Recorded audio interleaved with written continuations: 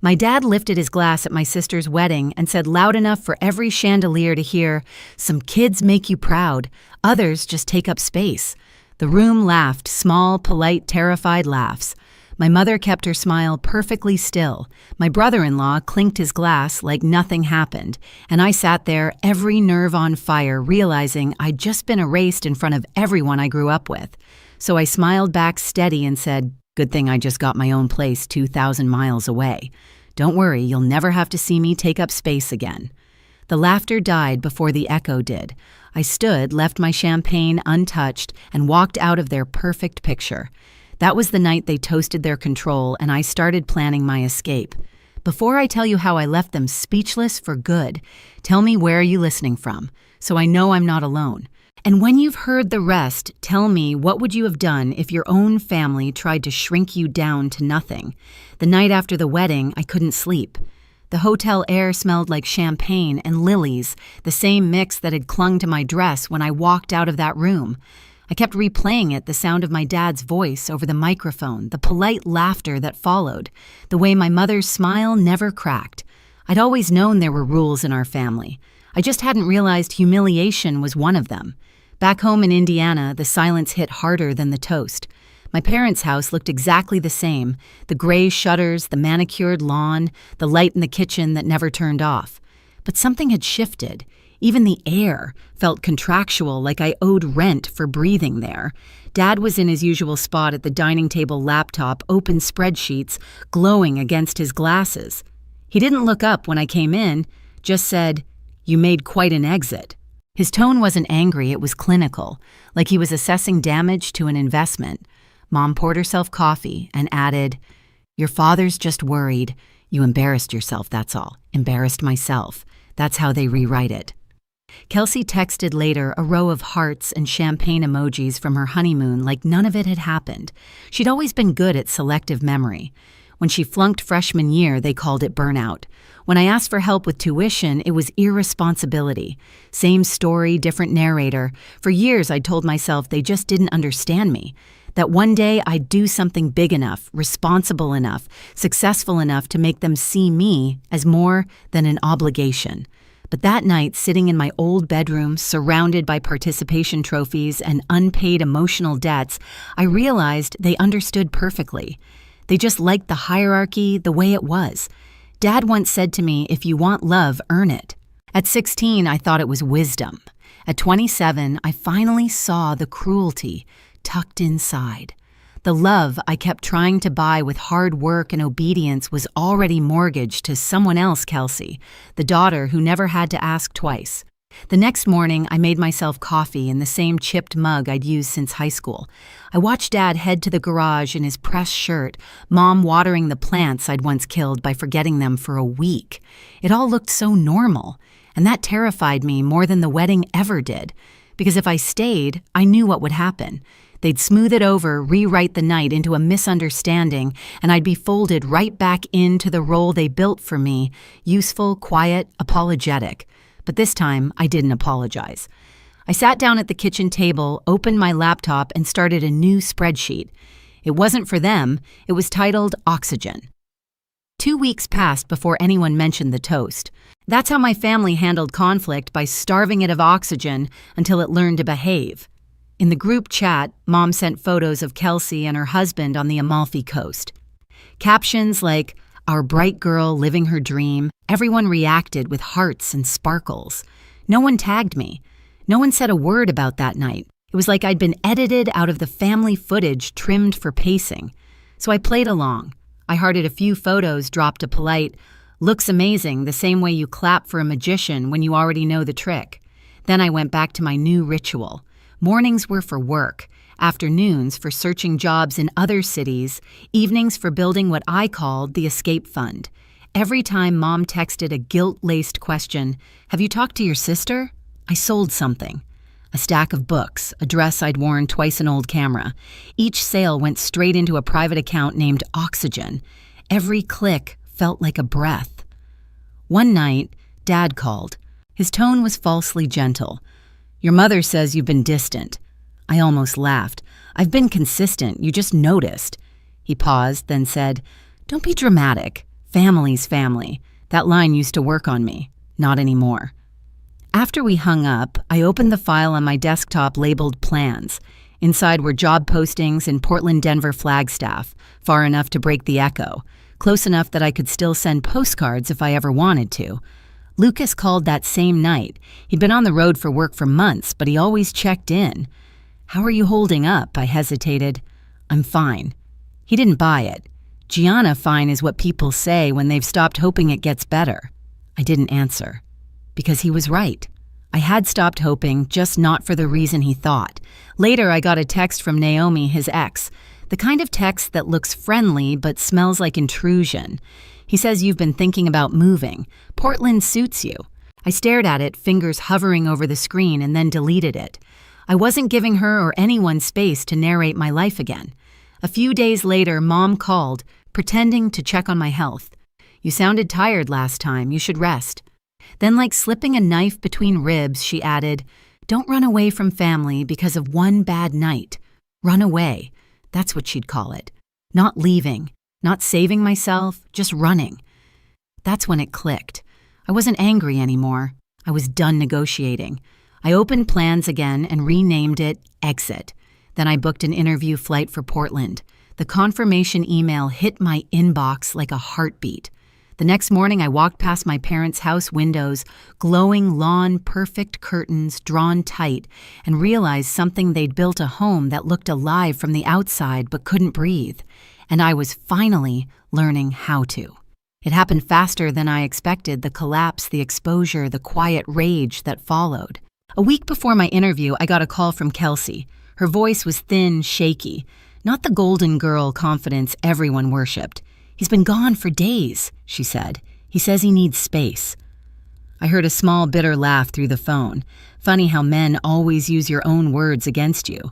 I didn't want to get involved, but I knew that tone defeat mixed with disbelief. It was the sound I'd swallowed for years. So I drove over. Her apartment looked staged for heartbreak. Half-empty closets, wine glasses drying in the sink, a wedding photo still face down on the counter. She handed me a box and said I can't move back there alone. They're meant Indian. Our parents' kingdom. We packed in silence until she whispered, "You were right to leave." I wanted to tell her it wasn't about being right, it was about surviving. But I just nodded. By nightfall, her boxes were stacked by the door. She hugged me before I left something she hadn't done since we were kids. "Don't let them pull you back in," she said. It almost sounded like a blessing. When I got home, the house was darker than usual. Mom was sitting in the living room, phone in hand, the screen lighting half her face. "You helped your sister move?" she asked without looking up. I froze. "How did you?" Kelsey called. "Said you were wonderful. Said you told her to come home." I didn't. Her lips curved slightly, not quite a smile. "Well, she's on her way anyway, and we're having dinner Sunday. You'll be there." It wasn't a question. That night, I caught the reflection of my own face in the window, calm but hollow. I opened my laptop, checked the Plans folder, and there it was, the email from Portland's subject line interview confirmation. For the first time in months, I felt something close to relief. I printed the offer details, packed my portfolio, and slid both into a leather folder labeled Next Chapter. Then I did something reckless. I opened the shared family bank account, the one Dad insisted on for emergencies. I transferred every cent that was mine into my personal account and hit close account. Clean, silent, legal. 2 days later, Mom's tone shifted. Her text came wrapped in sugar dinner at 6 Kelsey's cooking lasagna. That was the tell. Mom never let anyone else cook. I knew then it wasn't a dinner, it was an ambush. I charged my phone, backed up my files to a small USB, and left it in my purse. If they wanted to talk, they could do it without my plans inside their reach. At 6 sharp, I walked into the house. The table was set for 4 candles lit like a peace offering. Dad was scrolling his phone, Kelsey sitting stiff beside him. Mom poured wine and smiled like nothing had ever broken. "Sit," Dad said. I did, but this time I wasn't the one on trial. The second I sat down, I knew. The air had that heavy, artificial calm that always came before one of their talks. Candles flickered between us, the table perfectly staged like a photo shoot for forgiveness no one meant. Dad didn't look up from his phone when he started. Your cousin Mia says you've been applying out west. His tone was soft, but his words were loaded like bullets, wrapped in politeness. I kept my voice level. That's right. I had an interview. Mom set down her wine. We're just worried you're running from something, Gianna. Kelsey's eyes darted toward me, warning or apology, I couldn't tell. I smiled that practiced, dangerous calm I'd learned from them. Maybe I'm running toward something. Dad finally looked at me. His gaze had the weight of a closing door. Don't turn this into another rebellion. You've always been dramatic. Or maybe you've always been cruel, I said quietly. The room went still. Kelsey's fork clinked against her plate. Mom's smile cracked just slightly. You don't mean that. I do. My voice surprised even me. You humiliated me in public and you all laughed. You raised me on contracts and lectures, then called it love. You say family is forever, but what you really mean is obedience. Dad pushed his chair back, slow and deliberate. Watch your tone. I laughed. It wasn't loud, just sharp enough to slice through the tension. That's all you care about, isn't it, tone? Presentation. Control. You don't care if you hurt people as long as it looks civilized. He stood. We gave you everything. No, I said. You sold me everything. At interest. For the first time, his face shifted just a flicker like a crack in old porcelain. Kelsey's voice broke the silence. Dad, please. Stay out of this, he snapped. That was it. The old reflex, the hierarchy reasserting itself. But it didn't land this time. Kelsey went quiet, not from fear, but from understanding. I stood. This isn't a dinner, it's a performance. And I'm not playing anymore. Mom's voice trembled something rare. You're making a mistake. Maybe I said, but at least it'll be mine. I turned to Kelsey. Are you staying? Her eyes glistened, but she didn't speak. I nodded once and walked toward the door. Gianna. Dad's voice carried that command he'd perfected over the years, the kind that froze you mid-step. Don't walk away from this family. I looked back at him. You walked away first. You just did it slower. I left without slamming the door. Quiet exits hurt louder. Outside, the night was heavy with summer humidity. I got in my car, gripping the wheel until my knuckles went white. My phone buzzed once Mom's text, "Come home. We can talk like adults." I deleted it. Back at my apartment, the air felt still but breathable. I set my bag down, opened my laptop, and saw the unread email glowing at the top of my inbox offer. Creative Strategist, Portland. For a moment, I just stared at it. The exact kind of moment my family would call too good to be true. But I clicked it open anyway. Full-time, remote, benefits, salary higher than I'd hoped. The line at the bottom said, "We'd love to have you start next month." It was everything they said I didn't deserve. I printed the offer and slid it into my next chapter folder next to the closed account confirmation. Each document was proof that I could build something without their permission. Then I heard the faint vibration of my phone, again, unknown number. I hesitated before answering. Gianna Kelsey's voice, whispering, "They're furious. Mom found your spreadsheet. She told Dad you were planning to humiliate them by leaving." I closed my eyes. How did she find it? She went through your laptop when you were at dinner. Said she was checking the battery. Of course she did. It wasn't enough to control the story, they had to own the script. "Don't come back," Kelsey said. "They're waiting for you." Doors closed. "Please don't." My throat tightened. "Thank you." We stayed on the line for a moment, both breathing like we were afraid of being heard. Then she whispered, "I'm proud of you," and hung up. I sat there motionless. The betrayal burned, but underneath it was something steadier clarity. I pulled my suitcase from the closet, set it open on the floor, and started packing. Not the panic kind of packing, measured, deliberate. The good jeans, 2 shirts that felt like me, the leather folder, the USB. Everything else could rot here. Before dawn, I slipped out the door. The air was damp and cold enough to sting. The neighborhood was still asleep, every window dark except one, probably someone else awake and waiting for change. At the end of the driveway, I looked back at the house. The porch light flickered once like a tired heartbeat. I whispered, "You wanted me gone. Now you get your wish." The taxi arrived on time. The driver didn't ask questions. We rode in silence down the empty highway, city lights fading behind us. When the airport doors opened, the smell of coffee and floor polish hit me at once. I found a seat near the window, opened my phone, and saw another text Dad this time. "Don't make choices you can't undo."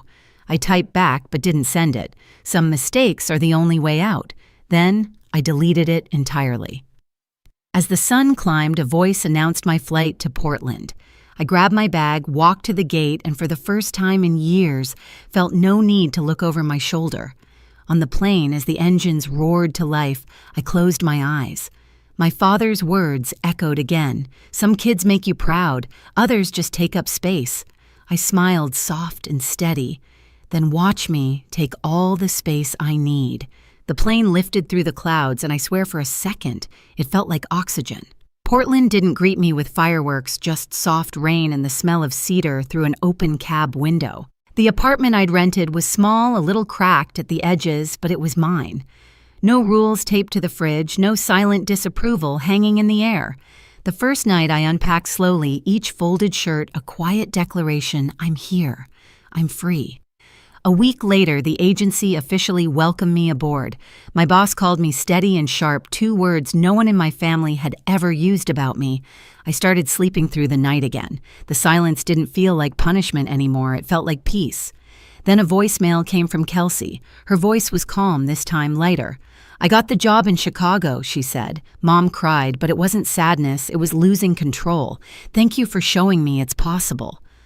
I replayed it twice. Then I smiled. For the first time, our family cycle didn't end in apology, it ended in distance. Safe, necessary distance. Outside, the rain softened to mist. I opened the window wider and breathed in. This wasn't running away. This was arriving. I sat by the window that night, city lights reflecting off the wet pavement below. My phone buzzed once another family dinner photo, the same empty chair at the end of the table. I didn't open it. Some stories don't need sequels. I poured myself a glass of water, raised it slightly, and whispered, "Here's to taking up space." The quiet answered back like a friend. If you've ever been told you were too much, too loud, or not enough, remember this. Sometimes peace sounds like your own voice uninterrupted. Tell me, what would you have done? And if you felt that, subscribe so you don't miss the next one.